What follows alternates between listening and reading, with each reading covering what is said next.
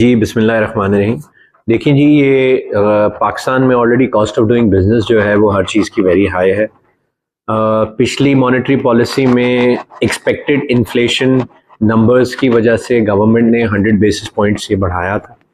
देखिए, कराची चैम्बर की हमेशा से एक ही स्टांस रहा है कि जो इंटरेस्ट रेट है वो सिंगल डिजिट्स में होना चाहिए।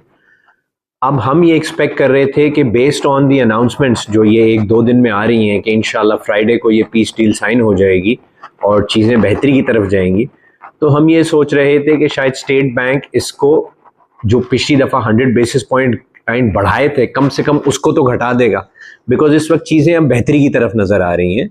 और चाहे वो आप उसको ऑयल प्राइसेस बोलें, चाहे आप उसको वॉर का सिनेरियो बोलें, तो चीज़ें बेहतरी की तरफ जा रही हैं। उसकी बेसिस पे बिजनेस कम्युनिटी की ये एक्सपेक्टेशन थी कि जो लास्ट मॉनेटरी पॉलिसी में 100 बेसिस पॉइंट्स इंक्रीज किया गया था उसको ये वापस लेके 100 बेसिस पॉइंट से रिड्यूस कर देंगे।